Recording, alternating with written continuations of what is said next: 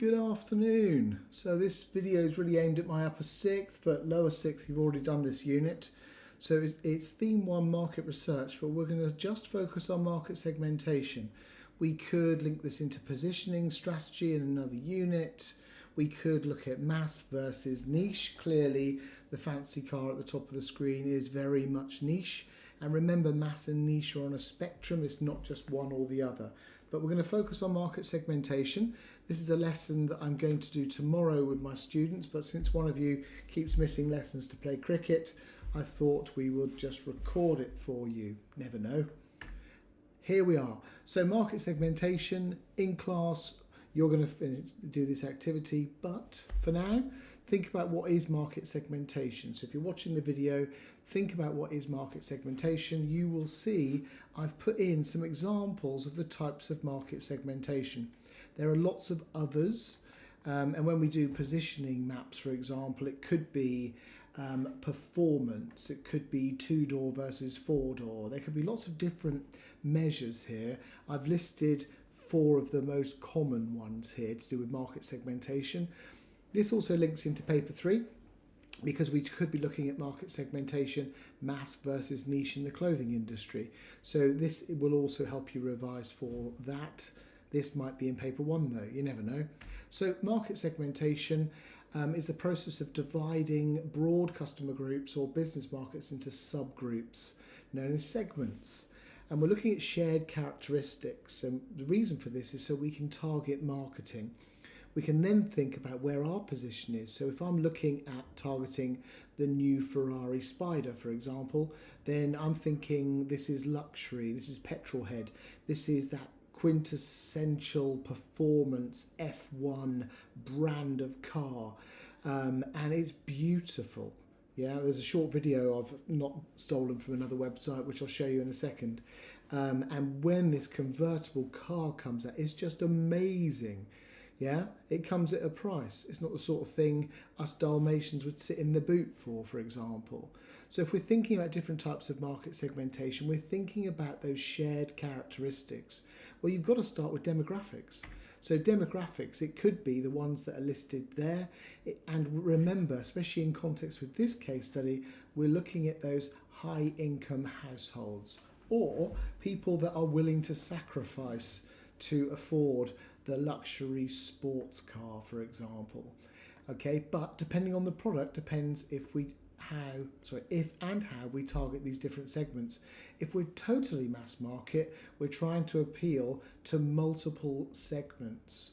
The more niche we become, the more focused our marketing. Ferrari are not going to do TV ads when Britain's Got Talent is on. No offence. Now, if we're talking about geographic, it could be there are certain parts of the country that are more affluent. It could be that there are nice roads. You could be close to, I don't know, Silverstone, where there's a racetrack, for example. Maybe you can target this by region. I'm thinking there are more Ferraris sold in big cities than there are in a rural area like where I live, for example. So hence why we don't have a Ferrari garage. We don't have any sort of garage. We're so local. Whereas if you pop into London, there's going to be lots of these luxury type of garages because there's more people with money that can afford to buy cars like Ferrari. If we're thinking about psychographic, we're thinking about lifestyles, attitudes. It could be that we're targeting this at people that are towards the end of their career, where they've got enough money to buy these cars. It could be the newly retired that just happen to have a 25% lump sum payment out of their pension when they retire, and they can afford to possibly pop out and blow the lot on a car. Hopefully that's not what they would do, but you never know. And remember, we've got the normal things that we would see in here. It could be sustainability and environmentalism. These are big things that I keep mentioning, definitely for paper 3. I'm thinking, is this important for a Ferrari owner? Maybe it's the noise of the engine that's more important. We shall see if they bring out a beautiful electric one that doesn't sound like that. Now, also is how we behave. It could be that we've got more price sensitive customers that might want to actually get more value for money. It could be that we've got behavioural segment where people enjoy fast cars. Okay, so these are just the broad ones. They're not the only ones, but I think if you're looking for some segments, when you see a question on market segmentation, you need to define it properly, which obviously we have at the top there. Then when you go to the case study, you need to look for the different types of market segmentation. Don't just keep repeating the words. If it talks about lifestyles, attitudes, geographic, high income households, you can talk about obviously demographic and stuff like that. Okay, so here is the case study. I was considering cutting this back to make it smaller and easier to do this activity with, but it's so well written, and I wish I had have written it, but I didn't. I put the link on the first slide for you. So have a read through this, and when you're reading through it, I want you to look for some of those forms of market segmentation. Look for those characteristics, look for prices. Is there anything about geography? Is there any language to do with the car, for example, that makes you think about market segmentation? And you never know, there might be more than one market segment that they're looking at. Look at that roof in that video. I'll be quiet for about another 30 seconds and watch the video, and you can read the case study.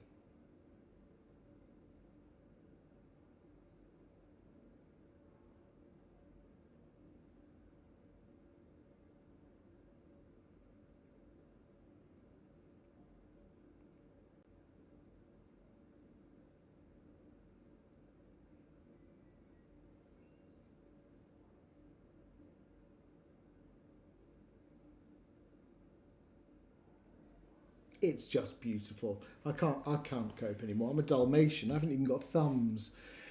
So pause the video, read the rest of the case study, because you may not have finished it in the 30 seconds that I was drawing over that Ferrari, and then we will move on. Hopefully you paused the video and you wrote some notes. Now, moving on, we've got to think about advantages and disadvantages, as with all of our essay style questions. So I'd like you to, using what you had with the case study, by the way, if you've not screenshotted it, then go back, rewind, screenshot, then come back to this.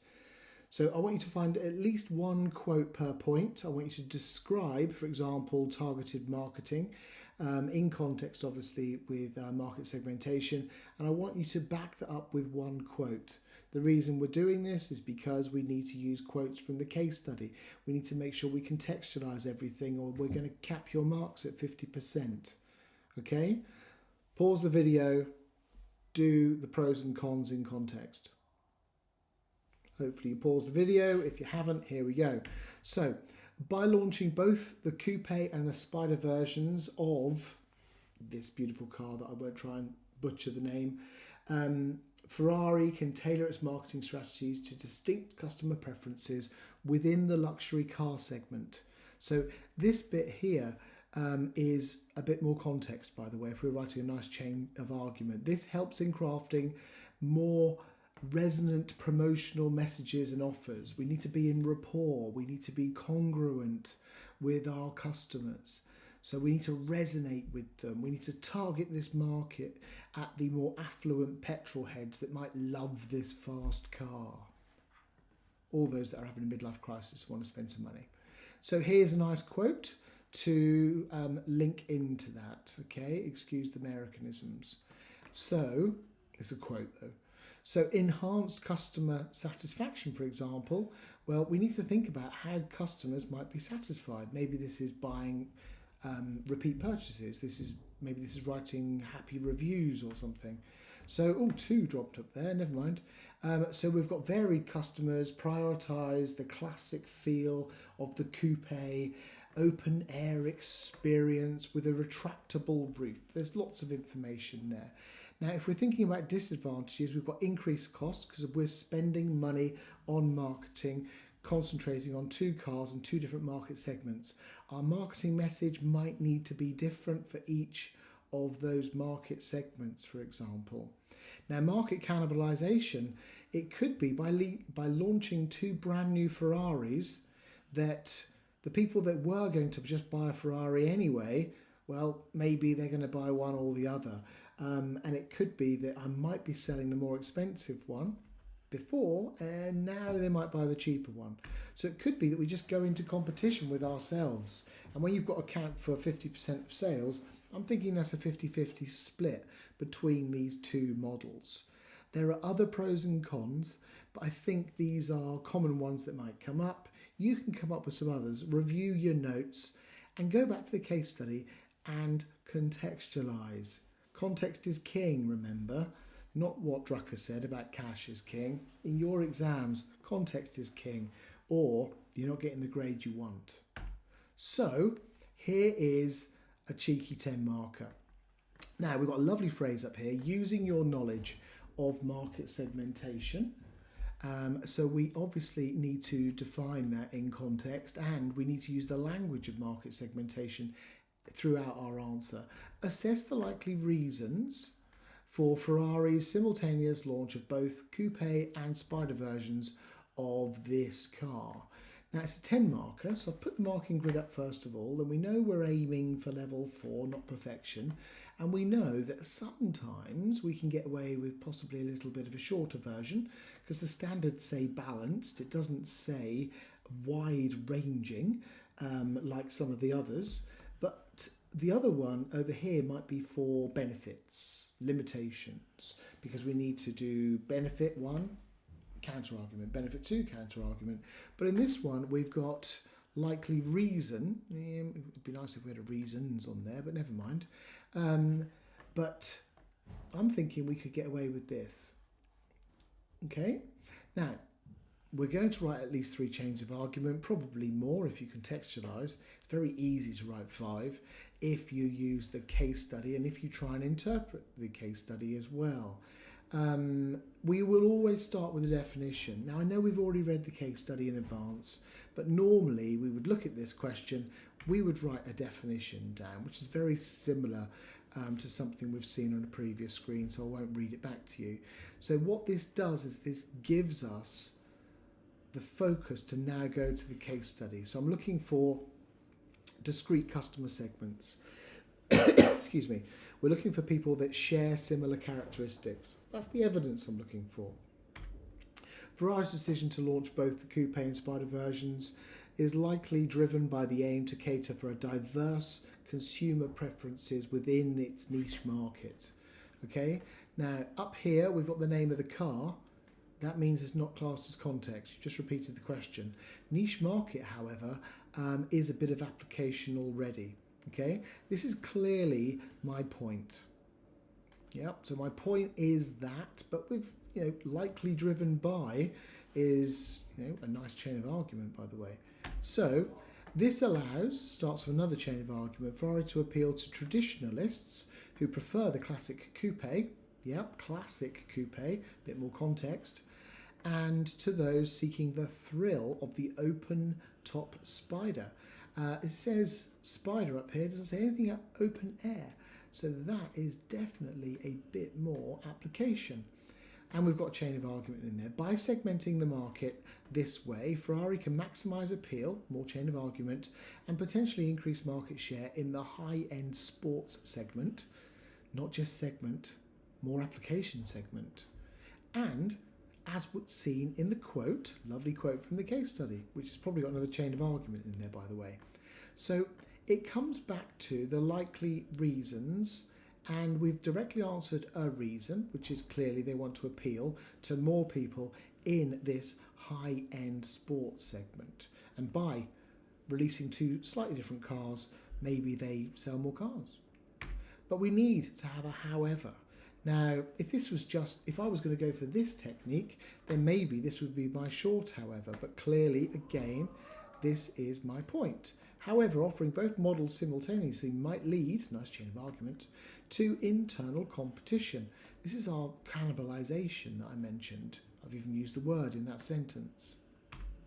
Market segmentation can sometimes lead to overlaps within the same brand portfolio, causing the products to compete against each other instead of targeting distinct customer groups. This might dilute the effectiveness of the segmentation strategy and result in, I'm not crossing it out, I'm trying to underline it, in less efficient allocation of marketing resources as seen in the quote, the open top version expected to account for 50% of sales. Okay, so we've got at least 5 chains of argument in there. We don't need 5 for a 10 marker. We need 3 really. But if you contextualize, it's hard to write 3. It's really hard. 5 just comes naturally, really. Yeah, and we've not waffled on too much about my love of the car, which was the hardest part of writing this answer. Then we need to go back to the question. We are looking for assess the likely reasons. Well, we know that that's our hook, isn't it? And the likely reasons will be on a company like Ferrari. I'm thinking they want to sell cars. They want to increase their market share. We've already touched upon this. We need to directly answer the question. It says likely reasons. Why don't we just put main reason or main likely reason? Overall, the main likely reason for simultaneously launch of both coupe and spider versions is to meet varied customer demands in this high-end sports. Now, even though it's a bit of a repeat, it does answer the question. We've got varied customers' demands because there's more than one version of the car and there's slightly different market segments. Varied seems like a valid argument. Now, I wonder what we could start our justification off with. One word beginning with W, scream it at the screen. I can hear you, honestly. I'm Dalmatian, I'm only deaf in one ear. So without such segmentation, Ferrari might miss opportunities to connect with different consumer segments. The answer is to connect with varied. Down here, they might not if they don't do it, potentially limiting an impact on the company, market growth and customer engagement. Okay, so this is a counter argument in some ways to that, but considering the alternative, which is without.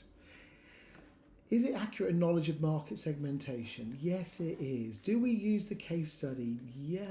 Do we talk about the behaviour, of consumers? Yeah, and also market cannibalization, those internal business factors. Have we got logical chains of argument showing causes and effect? And at the end of the chain, is it an impact on the company? Because it's asking about the reasons for Ferrari, so it's not going to be impact on customers. I think so.